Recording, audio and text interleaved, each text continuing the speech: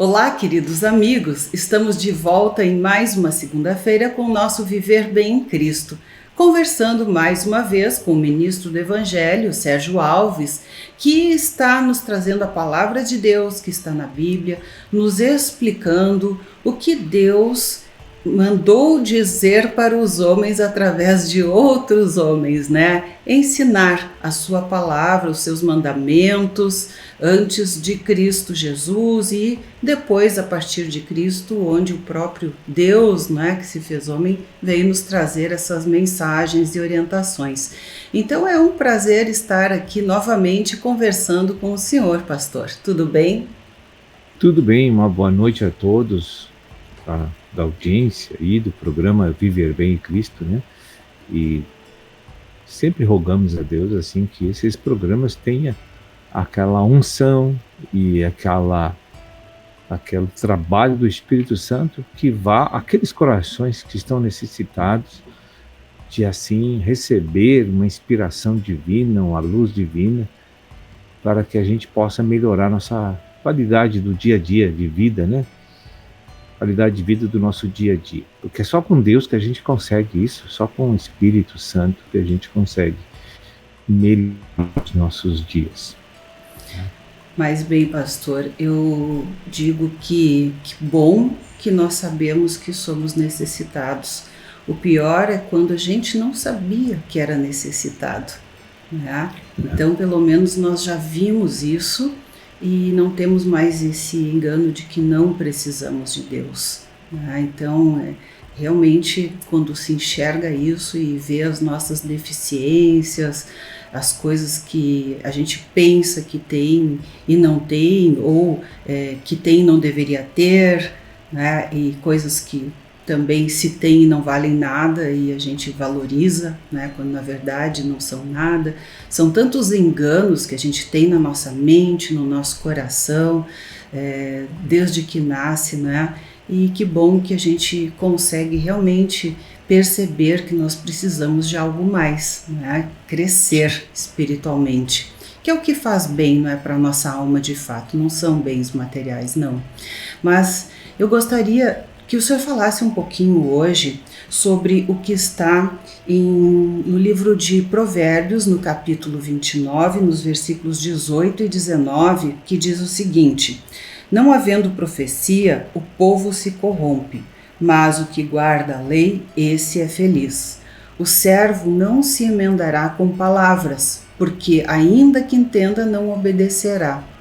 O que Deus está querendo nos mostrar com isso, pastor? Que orientações Ele nos dá para a nossa vida prática? Veja assim que muitas e muitas vezes já pregamos aqui na igreja sobre esse versículo. E olhando ele de novo, assim, dessa forma, a gente precisa saber assim, a definição de algumas palavras que está ali, né? Por exemplo, a falta de profecia. Mas o que é profecia? Porque a gente entende, às vezes, profecia de forma sequelada, né? Não entende na sua amplitude, na sua totalidade. Acha Então, que é uma adivinhação? Exatamente. Então a gente precisa, quando Deus fala umas palavras, a gente precisa ter a realidade e a compreensão exata daquilo que Deus está querendo dizer, porque senão a gente vai acabar entendendo coisas bem estranhas e diferentes. A palavra profecia é sinônimo de visão celestial. Primeira coisa que a gente tem que saber. Visão celestial, o que é? E profecia, o que é? Tem uma pequena variação entre esses dois termos. A palavra profecia são as palavras que Deus fala dos céus, da sua dimensão elevadíssima, superior, e revela para os homens na terra o seu falar. E esse seu falar, ele se coaduna em um só objetivo, né? Mostrar para o homem o que é justo para viver e o que é injusto que ele não pode viver. Então é a revelação da verdade, da justiça e da injustiça segundo o padrão de Deus e não do homem. Uhum. Porque o homem tem a sua própria justiça. Como tem? É verdade. E o que Deus diz na palavra sobre a justiça humana? Que ela não produz paz, que ela não termina não aplaca as guerras, né? É É, verdade, pastor. E como a gente julga, né? E só abrindo um parênteses, né? Houve uma situação em que houveram desentendimentos, né? E a gente acaba julgando, né? Julgando e dizendo coisas que, né? Até depois fica pensando, né? Porque conhece Deus, né? E a gente vê o quanto a nossa justiça própria é cega. E tem uma palavra que diz: o bem que quero não faço, mas o mal que não quero, este faço. Porque, na verdade, tu quer ter paz com as pessoas, né? E há uma dificuldade muitas vezes, não há um entendimento. E a gente acaba agindo de formas, às vezes, que não é as que nós gostaríamos, e isso não nos traz a paz no nosso coração. Porque a divisão não vem de Deus, né?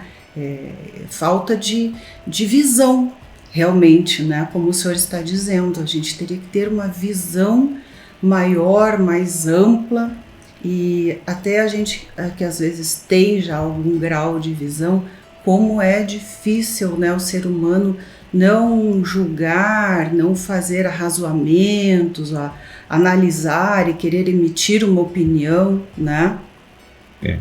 porque a justiça do homem se baseia nos seus anelos e anseios, no seu egoísmo. A justiça divina, ela é correta, ela é justa, e tem equidade e não pende para Deus ou para outro lado, para o homem ou para outra coisa. Não. É algo que todos ficam bem. É perfeita. Essa justiça é perfeita. A Bíblia chega a dizer que a justiça humana é trapo de imundícia. Bem assim. Eu acredito. Né? Então, ela não edifica os outros. Ela não faz os outros crescer. E gera tristeza pra gente também, né? Gera divisão, gera contenda, gera a proliferação de ira, de amarguras, né, no coração humano. Então ela é totalmente nociva para qualquer tipo de sociedade humana. E como a gente parece, né, que fala várias línguas, tipo como se fosse uma torre de Babel, como se diz, né? Línguas diferentes que as pessoas não se entendem. É uma coisa incrível. Porque é uma colisão de razões pessoais. Então, quando a gente está discutindo quem tem razão, os dois vão perder. Não, nenhum vai ganhar. Agora, se a gente voltar nosso coração, nossa mente para os conselhos de Deus, mesmo que a gente esteja aparentemente sendo injustiçado, e você não julgar aquele que está te condenando, você ganhou. Não momentaneamente, aparentemente, parece, tu não disse nada, tu não fez nada, tu ficou quieto. Mas é assim. O melhor nesse caso é entregar para Deus e deixar nas mãos de Deus, pedir que Ele faça então a correta justiça sobre a situação que se passa, não é? Ele fará com perfeição, mesmo que não seja aquilo que eu desejo e que eu pensei que Ele ia fazer, né? Às vezes faz melhor do que a gente pensa. Faz melhor. Mas quando a gente está com a cabeça quente, a gente quer realmente que Deus venha destruir o lado que nos ofendeu. Mas, na verdade, é mais uma manifestação subjetiva da justiça própria. Quando a gente entrega para Deus, entregou, você não fica com mais nada. Né? Sim, entrega o pacote todo. Se livrou e vai pensar na vida de novo, em tocar a vida segundo Deus. Coisa boa, né? Se livrar assim desse peso. Isso aí é uma coisa muito boa, mas são poucos que podem fazer dessa forma. Eu creio que isso está na confiança que a gente tem em Deus. Ter essa confiança, ter essa fé, crer em tudo isso que o senhor está falando. e ter a confiança que isso vai acontecer da melhor forma para todos, para a gente também, Ó, né? Porque, e essa passagem, nós podemos falar aqui, não num programa, se for, mas a gente tem assunto para 2, 3 programas, se a gente focar realmente com profundidade esse falar de Deus. bem, a gente tem mais um bloco logo depois dos nossos comerciais, então para a gente continuar. Amém. Voltamos já já. Viver bem.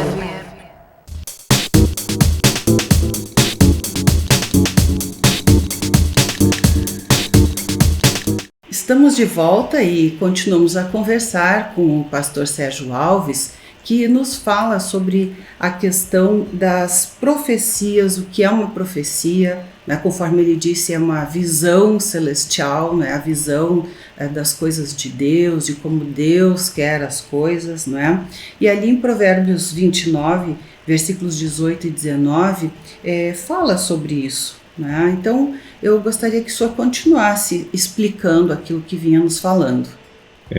Veja bem que a profecia revelada por Deus ao mundo, aos homens, é uma necessidade para todos nós. Agora, observe que não é todos que ouvem. Você já viu uma pessoa procurar ardentemente ouvir os ensinamentos bíblicos? É muito difícil você ver. Até quando a gente vem a fazer abordagens evangelísticas, as pessoas não querem. Isso sempre foi assim. Então, de cada 100 que você aborda, 10 talvez fique tocados. E olhe lá, isso é um alto índice. Agora, por que as pessoas não estão acessando a verdade, a profecia? Porque Deus não escolheu eles ainda. Esse é um mistério. Mas como Deus não é amor? Deus é amor. Mas a palavra de Deus, ela é exposta no sistema natural, através das igrejas, e através dos evangelistas, e através de uma chamada especial sobrenatural de Deus daquelas pessoas. Isso está revelado, é a segunda forma, em João 15,16, que diz assim: não fostes vós que me escolhestes. Pelo contrário, Jesus disse: eu vos escolhi para ouvir a minha verdade. Olha só que beleza, né? Agora, se Jesus não escolhe, eu vi muitas pessoas procurar Deus por causa de problemas existenciais que eles tinham. E Deus a recebe com amor igual como aquele que ele escolheu. Né? Uhum. E abre o entendimento e gera salvação para ele, e gera edificação espiritual para ele, normal, como se fosse qualquer um, porque o evangelho está aberto a todos que vêm para a terra, em cada geração. Nunca Deus se omitiu das gerações, nunca Deus se escondeu. Então, isso é um mistério que a gente não consegue entender. Por que Deus diz que escolhe? E por que Deus expõe, ele parece que se expõe a uma comunidade e vê quem se atraiu. Uhum. É? Eu acho que é mais ou menos assim, não tem como saber, né? Quando Como alguém é escolhido, se eu, ou o senhor, ou outra pessoa, né, serão escolhidos, mas saber que se nós quisermos Deus, Ele nos aceitará da mesma forma, da então. mesma forma, porque todos são criaturas de Deus e são chamados para a salvação. Está escrito também. Agora, o modo, a maneira que Deus chama é diferente. Tem uns que ele escolhe, tem outros que ele se expõe para ver qual é a decisão pessoal de cada um. Né? E agora, qual é a melhor forma e a mais... Será que Deus faz acepção de pessoas? Não, não faz. De ninguém. De ninguém. Agora, Deus trabalha com planos e propósitos. E é por isso que tem essas duas maneiras de atrair o homem. Mas as duas maneiras de atrair são vindas de Deus, não é do homem. O homem jamais chega em Deus porque ele escolheu isso na sua ignorância humana, natural. Não. Ele vai ter que ter algo da natureza, algo de uma igreja, que toque o coração dele para um despertamento. Porque a própria natureza... Aquele aperto básico que as pessoas têm, e daí tem que correr para Deus, né? Não tem mais jeito. Então ali diz assim, se você teve a oportunidade de ouvir Deus, e que quase todos têm na vida, para ver que Deus não se esconde, eles podem se inclinar para Deus ou não, como acontece com muitos. Sim. E não querer. Deus eu ouvi... dá o livre-arbítrio, né? É difícil uma pessoa nascer e morrer sem ir para o túmulo sem ter um toque sobrenatural de Deus. Eu não acredito que Deus condene pessoas que nunca ouviram o Evangelho. Nunca ouviram Deus. Porque Deus não é injusto. Sim. Então, ali diz que se aquele que ouvir guardar a sua verdade, que significa vivê-la, praticá-la, esse vai ser muito feliz na Terra e muito mais na eternidade. Está ali escrito, é uma promessa de Deus, né? Então é uma das fórmulas da felicidade, né? Que as pessoas perguntam qual é a fórmula da felicidade. Já está uma resposta. Então viver os preceitos de Deus te torna uma pessoa diferente, uma pessoa que vive de maneira próspera, porque a prosperidade não é ter dinheiro somente, né? A prosperidade é ter uma vida de ausência de necessidades, né? Você é suprido, você é cuidado por Deus em todos os aspectos da vida humana. Ter uma vida mais leve, uma vida em paz, né? Isto. E no versículo 19, ali diz uma coisa muito profunda. Quando a gente conhece as palavras, ali diz que o servo, né, não se emendará com palavras, né? Então, o que Deus está querendo dizer? Que todos que vão ouvir, muitos não vão praticar. E ainda diz ali, porque ainda que entenda, não obedecerá. Então Deus disse, muitos vão ouvir, vão entender, mas são palavras apenas. E eles não têm a força subjetiva natural para se negar para vivê-las. Então, essa é uma maneira de você aceitar a verdade de Deus somente ouvindo a verdade e se inclinar para Deus. É uma oportunidade para você ser feliz. Mas se você conhece e não pratica, Deus tem um segundo método, tem uma segunda pedagogia para aplicar em nós, que é as tribulações oriundas das nossas próprias decisões erradas na vida. A gente acaba padecendo pelos nossos próprios erros, não é? Com certeza. Muitas vezes a gente está passando por tribulações que são Deus trabalhando no meu coração para arrefecer aquela força negativa que não me deixa obedecer a Ele. Tirar o ímpeto daquela força que me põe contra Deus. Porque se eu conheço e não obedeço, eu estou em rebelião com Deus. E até isso a gente tem que conhecer.